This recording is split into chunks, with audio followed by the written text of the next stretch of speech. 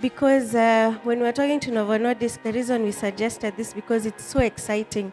The very first time I heard about this IDEG was almost 13 years ago, and I'm like, I can't wait for it to get to Kenya, and I hope by the time I'm done, you'll be convinced enough to go to their booth by the time of tea break just to hear more about it.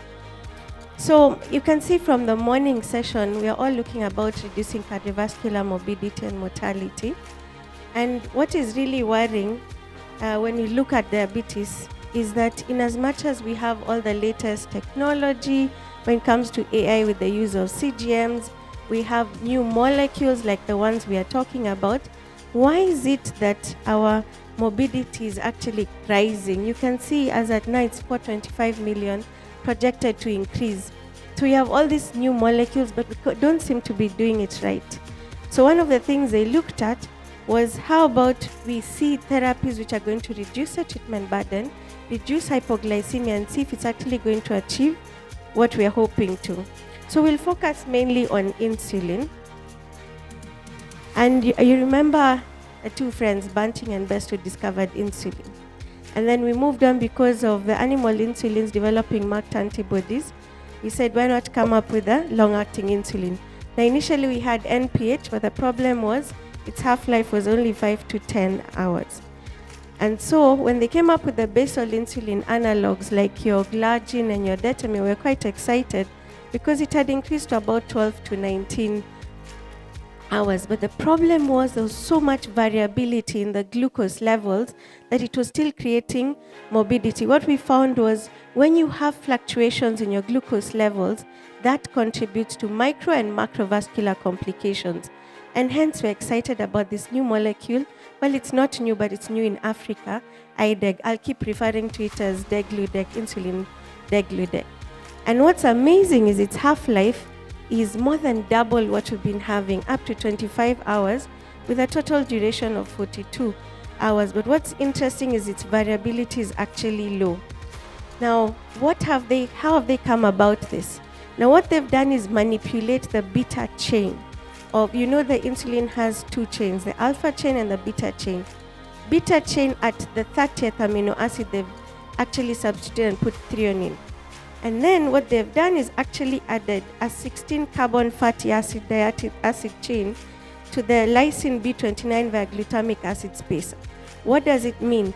That when you're injecting it, it's a dihexamer, but when it's injected into the subcutaneous tissue, it converts into multiple hexamers. So it creates like a bottleneck that only releases it very slowly. Now, what the other long-acting insulins were doing was it was actually being removed as crystals. Of the starting dose, whether it's at 0.4 units per kg or 0.6 or 0.8, when you compare what is there in the standard of care, you can see the half-life for degludec is double what we've been using currently in the market, that is with the glargine. What else is exciting about this insulin is it has a flat action profile, so you don't anticipate any peaks, so the risk of hypoglycemia is low. And it takes about 2 to 3 days to achieve your steady state. But as it's trying to achieve that, you don't anticipate any hypoglycemia. Now, this is where the fun starts. When you talk about variability of all the other long-acting insulins, this has been found to have the lowest variability. So it means you're unlikely to get hypoglycemic episodes.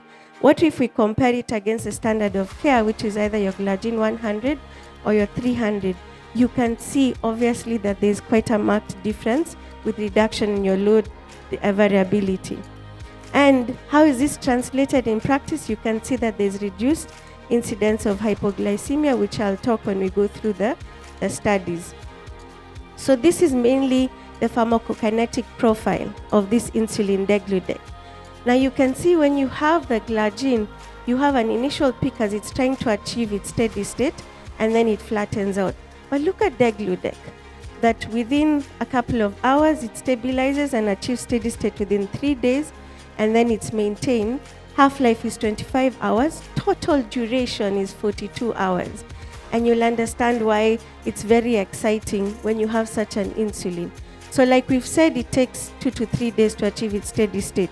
But can we use it in certain populations we worry about? Number one is the elderly. You know, I'm very passionate about geriatrics, and we're looking for people shy away using insulin in the elderly population because of the risk of hypoglycemia, increased morbidity, falls.